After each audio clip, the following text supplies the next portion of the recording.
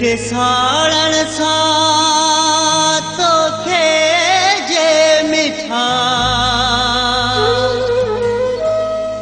हाय ॾाढो सुकून थो मिले। पंहिंजे मुस्तक़बिल ॾे कुझु तूं ध्यान ॾिजां। हिते प्यार भी मुश्किल सां थो मिले।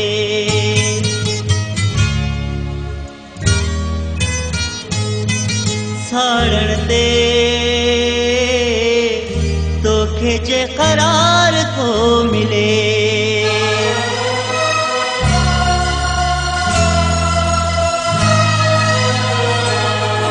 साड़ण ते तोखे जे करार थो मिले। भली साड़ जे बिल्कुल मूं जहिड़ो तोखे कंहिंखां पहिरीं प्यार थो मिले। साड़ण ते तोखे जे करार थो मिले। भली साड़ जे बिल्कुल मूं जहिड़ो तोखे कंहिंखां पहिरीं प्यार थो मिले। साड़ण ते तोखे जे करार थो मिले। साड़ण ते तोखे जे करार थो मिले।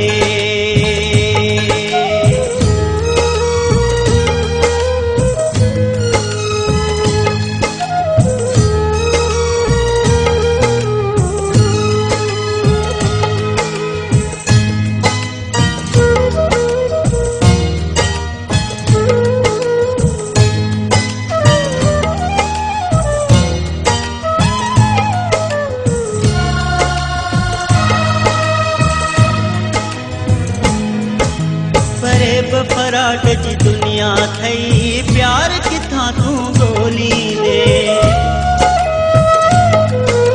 फरेब फराट जी दुनिया थई प्यार किथां तूं ॻोल्हींदे। मूं जहिड़ो कॾहिं न को मिलंदई काथे दिल खे रोलींदे। मतलब जी ख़ातिर चाहींदे हर को सचो किथे प्यार थो मिले। साड़ण ते तोखे जे करार थो मिले। साड़ण ते तोखे जे करार थो मिले।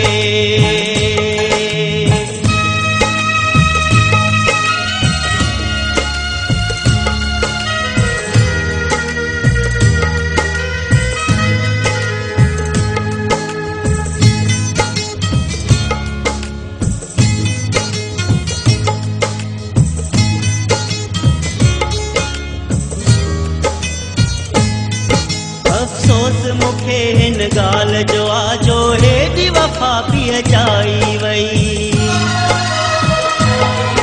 अफ़सोस मूंखे हिन ॻाल्हि जो आजो हेॾी वफ़ा पई अजाई वई। जंहिं महफ़िल जो मां मोर हुयसि उहा महफ़िल ॿियनि लाइ सजाई वई। बेदर्द सनम छा चाहत में कंहिंखे इहो वहिंवार थो मिले। साड़ण ते तोखे जे करार थो मिले। साड़ण ते तोखे जे करार थो मिले।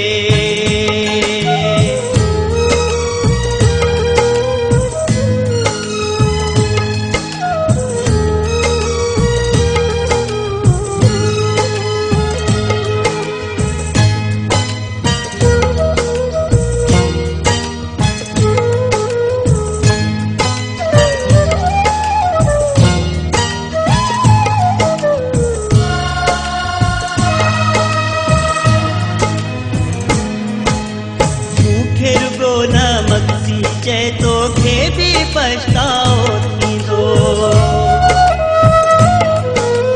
मूंखे रुगो न मगसी चए तोखे भी पछताओ थींदो। जीअं मूं मूंखे मौला बख़्श मिलियो ईअं तुंहिंजी दिल ते घाव थींदो बस ग़लती रुगो हिकु भेरो करे माण्हू दर्द बार बार थो मिले साड़ण ते तोखे जे करार थो मिले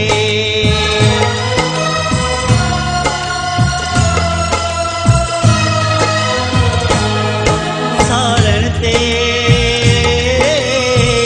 तोखे जे करार थो मिले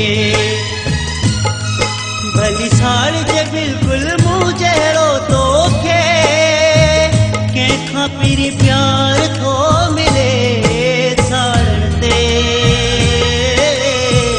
तोखे जे करार थो मिले